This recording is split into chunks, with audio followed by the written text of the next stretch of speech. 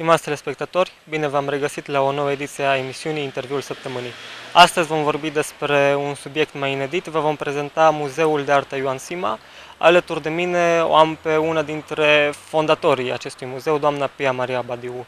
Bună ziua și mulțumesc că ați acceptat invitația de a fi alături de noi în această zi și de a ne prezenta tainele ascunse ale muzeului. Pentru început, dacă puteți să ne spuneți cum a spus bazele acestui muzeu, de unde a început toată povestea? Povestea a început de foarte mult timp, când maestru Sima trecea pe la muzeu de prin 71 și vrea să doneze lucrări pentru sălăjenii lui pe care i-a iubit foarte mult. Dar ofertele de donație n-au fost recepționate, nu le-au primit și a rămas așa mai departe până în 1989, când la o nouă ofertă de donație a maestrului Sima, i-a spus doamna prim secretar era atunci, a zis: maestre, va fi cum doriți. Vă rog să vă alegeți o clădire. Și printre clădirile propuse a fost și clădirea aceasta. La maestru Sima i-a plăcut pentru că îi amintea cumva de Paris, de expoziția din 1969, când a avut la Galerie de Rol Volnar o expoziție mare și stătea alături de Muzeul Rodin. Și asta arăta ca un tit Rodin. Așa. Și a ales clădirea aceasta. Clădirea fusese pe vremuri a unui particular, dar a dat faliment. Pe urmă, după război a fost Banca Națională o vreme, Oficiul de Gospodărire a Apelor și la urmă proprietar a fost Comitetul de Cultură.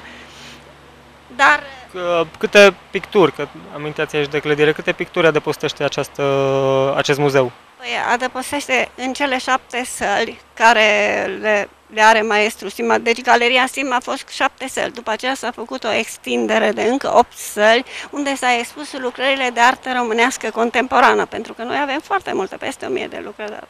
Așa. Și donația Sima sunt în aceste 7 săli. Dânsul a vrut să doneze 100 de lucrări, 50 de grafică, 50 de pictură în ulei. Dar până la urmă, cu primul transport am adus 162 și la urmă s-au mai înmulțit lucrările. Și acesta este un fapt foarte bun, de altfel.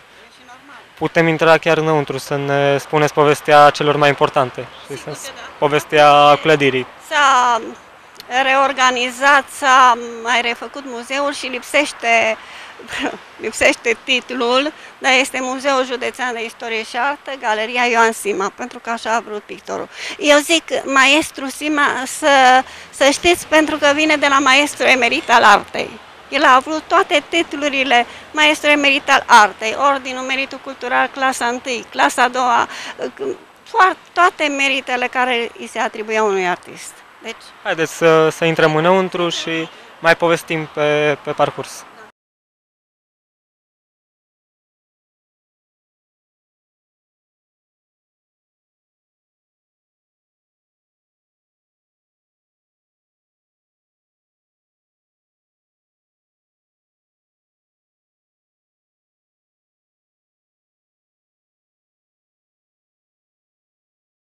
Cum ați reușit să-l cunoașteți pe domnul Sima? Am reușit să-l cunosc de-a lungul timpului. Veneam în vizită vara la muzeu, stăteam, povesteam și cel mai mult și mai bine l-am cunoscut în timpul cât am preluat lucrările. A durat destul de mult, o 3 luni de zile. Colegii mei spuneau că cum iei lucrările și vii. Dar nu e chiar așa. Un om în vârstă se despărțea cu greu de fiecare lucrare. Eu veneam în fiecare zi cu lista, treceam pe listă câte o lucrare, 2 și la urmă lista era foarte scurtă. Și mă gândeam, ce fac? Cum fac? Am 7 săli, cum o să le umplu? Pentru că trebuiau expuse în toate celelalte 7 săli. Dar până la urmă, nu știu, soarta, destinul, Dumnezeu. S-a creat o galerie aici la Zălău pentru bucuria zilului. Dacă n-ar fi fost maestru Sima, muzeul n-ar fi avut secție de artă cu expunere. Erau lucrările în depozite, se făceau expoziții temporare, dar secție de permanentă n-ar fi avut. Este trist că nu prea sunt vizitatori. De exemplu, la ora asta nu este nimeni din câte observăm aici. Da, acum este o perioadă mai calmă de vară, lumea merge în altă parte. După masa de obicei mai trec, se mai odihnesc la muzeu, deși este așa de plăcut și de odihnitor. Aici în centru vedem și un bust. Da, este un bust pe care noi l-am comandat, muzeul de fapt nu este din donație, l-a comandat maestrului Ion Irimescu și l-a făcut pe Sima. Este un gips patinat, intenționam să-l transpunem în bronz, dar este... Acum și fondurile și alte... Sunt probleme cu banii, iar îl reprezintă aici de fapt ca un senator roman. Aici intrăm deja în sala 3 sau? E un fel de hall aici, o trecere. Mai mare unde se întâmplă evenimente, concerte, manifestări.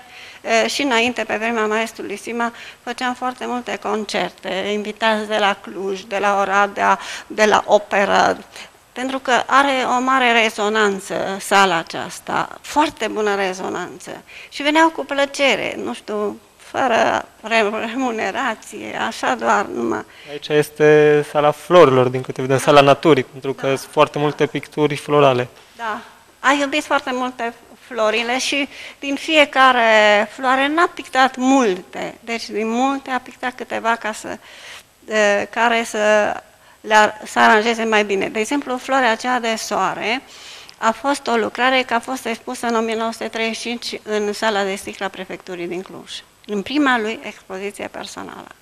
Și de la Cluj a ajuns la Zalău. Era în posesia maestrului Sima. Da, a ajuns la Zalău, de fapt, unde este locul. Care erau florile domnului Sima preferate?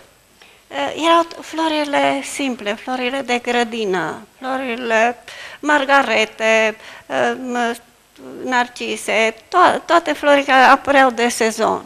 De exemplu, aici, lucrarea aceasta, dacă ne putem uita puțin în spate, este făcută din interiorul camerei maestrului Sima, picta clădirea de vis-a-vis. Era iarnă și avea plin de flori. E și mult în evidență acel violet de la flori. Da, el avea o predilecție pentru culorile așa fine și suave și fără discrepanțe mari de culori. Era un foarte bun colorist. Cam cât timp picta pe zi domnul Sima? Păi picta, să știți, câteva ore. Dacă, de exemplu, venea cineva să-i facă portretul, atunci picta, făcea portret, mai făcea o lucrare. Era foarte, foarte repede picta. Și avea niște pensule cu foarte scurte, știi, nu cu lungi, așa, scurte. Aici, în centru, cea mai mare pictură din această sală scrie peisaj. Acum... Da, de fapt este peisaj din Cluj de pe Feleac și povestea dânsul că atunci când picta această lucrare a trecut cineva, un cetățean pe acolo și zicea, nici n-am știut că e așa frumos meleagurile noastre. Se poate observa în pictură și o doamnă, un bătrân. Da, o femeie care culege ceva și în fundal este satul, parcă Feleacul. Bine, astăzi s-a urbanizat foarte mult acea zonă și nu mai există acest peisaj pitoresc. Da, foarte frumoase.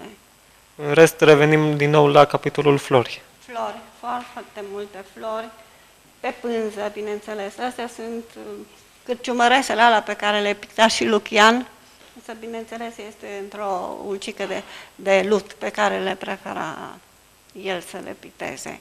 Aminteați de alți pictori, cum se înțelegea maestrul Sima cu ceilalți pictori ai vremii? Se înțelegea foarte bine și era, în mod deosebit, era prieten cu Ion Irimescu. Ion Irimescu fusese profesor la Facultatea de Arte din Cluj și atunci s-au împrietenit. În fiecare vară venea la Cluj și, bineînțeles, venea poposea la maestrul Sima, mergeau la Pericei, la deschidere, când a fost deschidere aici, au fost peste 400 de oameni din toată Transilvania. A fost un eveniment foarte mare și deosebit pentru Zalău. Nu știu dacă lumea realizează, dar nu peste tot se poate întâmpla așa ceva. Un pictor să-și doneze aproape toată opera ținutului natal. Și fără să ceară în schimb, absolut nimic. Este de apreciat, dar din păcate, cum ziceam, nu vine lumea, nu apreciază lumea așa de mult. Poate că nici nu se face atâta reclamă sau știu eu, sau oamenii sunt foarte grăbiți, copiii au un program foarte încărcat la școală. Înainte veneau, nu exista delegație care venea de străini în Zalău să nu vină la Galeria Sima. Aici, în cealaltă parte noastră, în centru, vedem din nou un portret. Da. Este un portret a unei domnișoare care se numea Gheonghi și este un portret compozițional. I-a plăcut să picteze foarte mult forsiția. Forsiția sunt ploaia de aur, acele galbene și de fapt pictura lui se aseamnă cumva cu pictura japoneză. Așa, prin fragilitatea tușelor, prin liniile sinuoase, coloritul foarte calm. Și, de fapt, și japonezii au cumpărat o lucrare. Este un portret între flori, să le zicem așa. Da, Gheonghi între flori, da. Ziceați că japonezii au cumpărat o lucrare. Au cumpărat de la domnul Sima? De la domnul Sima, da, cât trăia. Deci, și știți cumva la ce sumă s-a ridicat? În orice caz, era cotat foarte bine la vremea aceea, iar în expozițiile care se făceau, expozițiile de toamnă, de bază, așa, el era lângă pictorul Ciupe și alți pictori mari ai Clujului. Observăm aici și câteva vitrine cu exponate. Documente cu decorațiile pe care le-a primit, v-am spus că a primit și era artist emerit. Meritul cultural clasa 1, clasa 2, ceva, a luat premiul întâi în cântarea României. Ce să spun? Vedem și medalii aici și... Toate sunt expuse. Și deasupra lor, din nou, flori. Pasiunea domnului Sima. Flori, da. Și un galben frumos. Și floarea de soare, câteva. Dincolo, din nou, o vitrină și paralel. Cu decorații, așa. Și paralel cu ea un portret. Un portret Acesta pe care este ultimul portret al Margaretei, soția sa, care a murit la 11 iunie. Pe vremuri noi studiam la istorie că la 11 iunie s-a început naționalizarea întreprinderilor. Așa, și a murit în 11 iunie. Lucrarea e neterminată pentru că n-am mai vrut să pozeze, dar observați că se vede așa o durere în ochii ei, deci un portret psihologic este. Comparativ cu este acel portret de studentă, așa cu gâtul prelungit, așa o finețe deosebită. Nu știu dacă remarcați.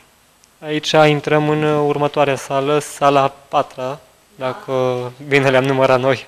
Da, este o altă sală în care, printre altele, este și biroul lui de lucru, unul dintre birourile de lucru, scaunul strană. Pe acest scaun, în camera lui, erau așezate discurile.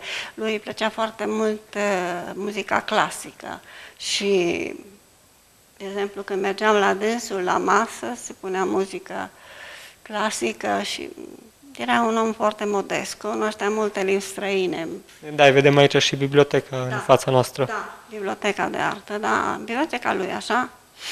Cărțile au fost donate tot galeriei. Da. A donat biblioteca de artă, obiecte de artă populară, ceramică, mobilier, multe și multe alte lucruri. După moartea dânsului, nepoata sa, Margareta Botezatu, care acum a murit nu de mult, a mai donat o parte din lucrări și alte obiecte. Da, aici observăm din nou vitrinele cu exponate. Cu documente, cu poze care îl reprezintă. Da, și aici putem spune că este o sală a portretelor, pentru că există doar portrete, deja florile... Asta, de exemplu, este portretul lui făcut de Aci. Aci era, în Cluj, exista atunci, prin 33-35, exista o școală de pictură a lui Aci Ferenc. Și Aci a făcut portretul lui Sima, deci nu este lucrare. O statuetă interesantă aici, între cele două geamuri, să zicem așa. Da, este o statuie pe care eu am adus-o de la București, a lui Bolea Aurelian, este un sculptor român tânăr, acum tânăr, să zicem așa. Din nou, picturile maestrului preferate, florile. Florile, foarte multe, crizanteme, alte flori. Dar aici iese în evidență aceste gălbenele care tocmai vreau să ne povestiți despre ele. Vreau să-ți povestesc ceva despre ele, că alegând lucrările, așa, punând pe lista aceea care nu se mai întregea, am văzut lucrarea aceasta care avea o vază cu un crem și cu niște buline. Nu știu de ce mi-a plăcut bulinele. Zic, dar de ce ați făcut buline, vaza cu buline? Nu a zis dânsul nimica. A doua zi când am venit, avea această bază. A schimbat culoarea la... Că ceva nu-i regulă și atunci a făcut. Și era mult mai bine așa. Cum se semna maestrul Sima? Știm că la un moment dat se semna într-un fel și după aia și-a schimbat semnătura. În 40 el se semna Nacu și de la Ionaș, Nacu, așa cum este în Ardeal, iar mai târziu a semnat Isima, pentru că în Cluj mai era un pictor, Paul Sima, și acesta era pe Sima și el era Ioan Sima. La un moment dat găsești scris Ion Sima, dar de fapt este Ioan Iuliu Sima. Urmează din nou pe perete florile. Da. Verbine, narcise, asta da. Aici ieși în evidență această pictură cu portocaliu și cu galben, florile acestea. Deci o armonie coloristică nemaipomenită, nu? Da, și putem observa și acel albastru de pe vază. Da, de ceramica noastră, ceramica românească. Și aici în colț, din nou, o vitrină. O vitrină cu câteva dintre obiectele personale și câteva poze, iară sunt acolo, un portret când era el a fost în 40, era prim jurist al orașului Cluj. Când de o viață întreagă a fost prieten așa bun cu Gal Ferenc. Gal Ferenc fiind un pictor din Cluj, dar care s-a mutat în Franța și în Franța se numea François Gal. Dar a fost tot timpul prieten.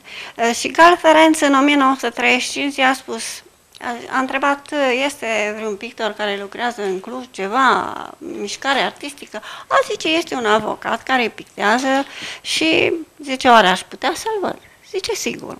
Și am mers să-l viziteze și în anticameră, cum erau plini de lucrări. Și i-a spus, i-a spus, domnul Sima, dar lucrările astea ar trebui expuse.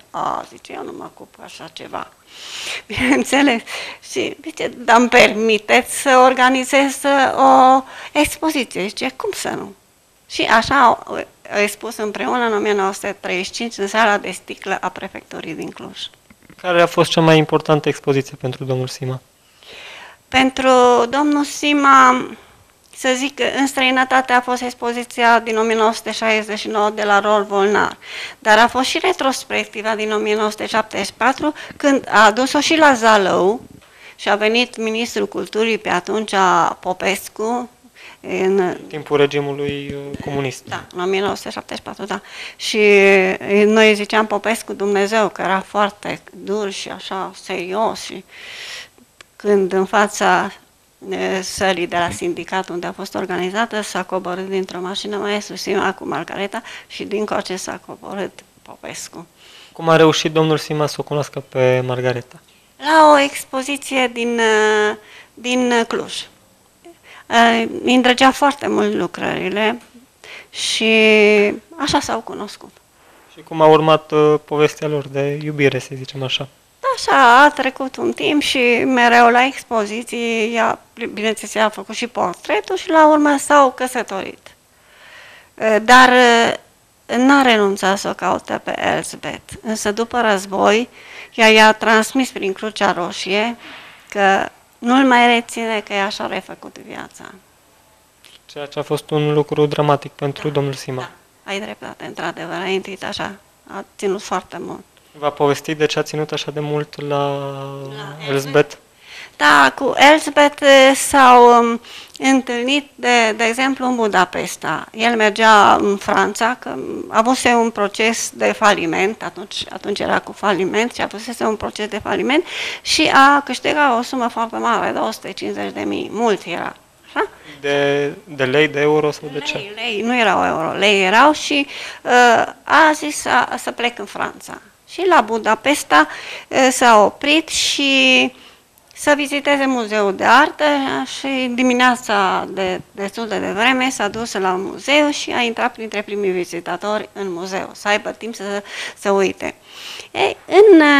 Printre vizitatorii din muzeu a observat o domnișoară drăguță, așa subțirică și cu o rochie brămarin cu buline albe, care se uita mereu foarte atentă. Și pe parcursul vizitei tot a observat-o. Zice, aș vrea să o cunosc, se gândea el, aș vrea să o cunosc pe domnișoara asta, dar cum? Nu se poate, un domn nu aborda așa numai. Dar la un moment dat n-a mai zărit-o și când a coborât la recepție acolo, jos, domnișoara cu pricina încerca să-i explice doamnei de la casă că dorește niște ilustrate, de-aia vorbea în engleză, asta altă nu știa engleza și atunci el s-a apropiat și zice, permiteți-mi să traduc și i-a vorbit în engleză și a spus ce dorește domnișoara și ce poate să-i ofere doamna de la casă. Și așa s-au cunoscut. Și atunci ea era împreună cu câteva prietene prin Europa, venea din Canada, ea era canadiană, și s-au plimbat, au mers mai departe prin Franța și așa în a doilea an ea a venit în țară din nou și a fost la Cluj, la Pericei, și deci era o foarte serioasă dragoste. Au iubit-o foarte mult, s-au logodit în Biserica Sfântul Ștefan din Viena. Foarte. Și până la urmă domnișoara a ales să-și refacă viața. N-am mai putut, pentru că noi am întrerupt legăturile cu Canada, era război, noi eram, nu știu, de partea cui, și nu eram de partea Angliei și așa s-a întrerupt legătura. Și era un război, corespondența nu mergea, era foarte... Despre Margareta vă povestea domnul Sima în discuțiile cu dânsul? Da, Margareta a avut un mare rol în viața dânsului, pentru că ea, de exemplu, n-a lăsat să se vândă nimic, nu vindea nimic, pentru că gândea odată să se facă un muzeu, unde nu se știe în fine, dar n-a vândut nimic și astfel au fost multe lucrări. Ați avut tangență cu doamna Margareta? Sigur. Era o medic-psihiatru, așa. Noi mergeam, cei de la muzeul din Zalău, mergeam să achiziționăm lucrări. Aveam o sumă de 50.000 de lei și din aia să cumpărăm cât mai multe, așa. Dar maestru Sima, 8.000, 9.000, erau 10.000, erau foarte mulți și noi vroiam să cumpărăm așa, mai ieftin. Dar Margareta ne invita la masă, era drăguță, amabil așa, dar nu ceda din preț. Deci noi plăteam prețul ca toți ceilalți, deși credeam că putem să avem oarecare reducere. Unde își petrecea domnul Sima vacanțele? Vacanțele și le petrecea la Pericei, da. Avea o mașină, o Dacia 1100 și cu domnul Boros, șoferul, se opreau întotdeauna pe la muzeu, pe aici, pe la istorie și plecau la Pericei. Este o expoziție de fluturi care a aparținut cândva unui domn din Zalău, domnul Tocaci Adalbert, care a redescoperit un mic gândac în Zalău, care e unic în lume. Și cu ăla a făcut schimburile de gândaci, de fluturi și într-o viață întreagă a adunat aceasta. Dar pe el l-a demolat, stătea pe această stradă, l-a demolat și atunci a fost obligat să-și vândă colecția. Vedem că sunt din toate părțile țării, din toate părțile lumii aici. Da, America de Sud, America de Nord, America Centrală. Da, de peste tot. Ăsta este gândacul de Cărăbușul de Zalău, Carabus ilahiensis. Și ăsta primul care l-a descoperit un medic veterinar și a rămas descoperit așa nu s-a mai știut de ea, și domnul Tocaci l-a redescoperit și a organizat, avea în sertare, în dulapuri, dar în casa lui proprie, însă în bloc nu putea nici cum. A vândut pe o sumă destul de mică atunci. Da. Observăm chiar și exemplare din Asia, exemplare din Indonezia, din Africa, exemplare exotice. Și scorpion, de exemplu, acesta este, scorpion acela mic, e de la noi din țară. Avem și noi, pe la Reșița, pe acolo, scorpion. Și observăm foarte multe specii de fluturi, care mai exotice. Da. Foarte, foarte frumoase și acum s-a reorganizat expoziția sub forma asta. De fapt, nu i-ar fi locul aici, dar neavând spațiu în mijlocul galeriei de artă, putem să zicem că este natura artist, dacă facem așa. În ce an s-au pus bazele acestei expoziții de fluturi?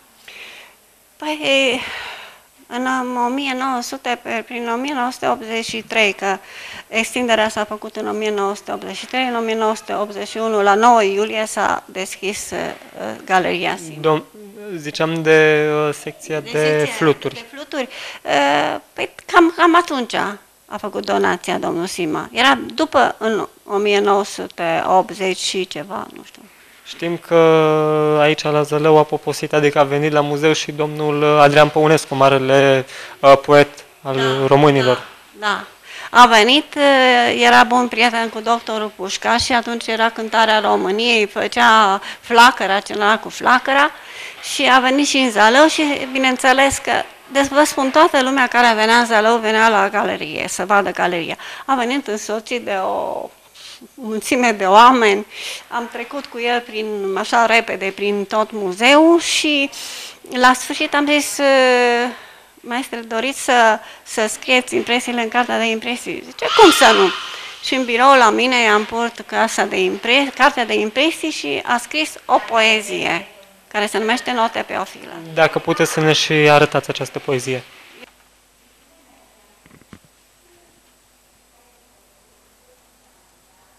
Cum vi s-a părut domnul Adrian Păunescu ca persoană?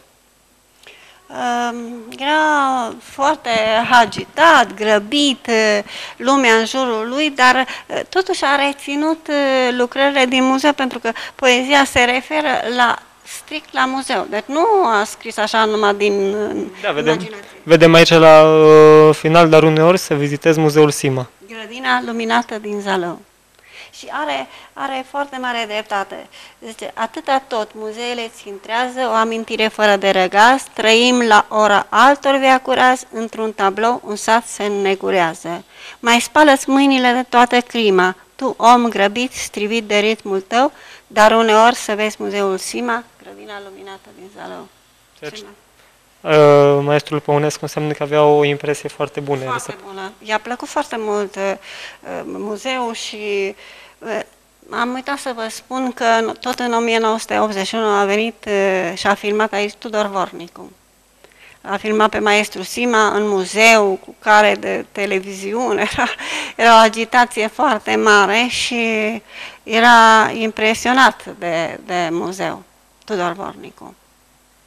Domnul Păunescu a intrat în contact cu domnul Sima la această vizită de aici și ce impresii v-a lăsat dumneavoastră? Nu, n-a apucat să se întâlnească cu maestru Sima, doar Tudor Vornicu s-a întâlnit și au stat de vorbă și l-a filmat în muzeu și da.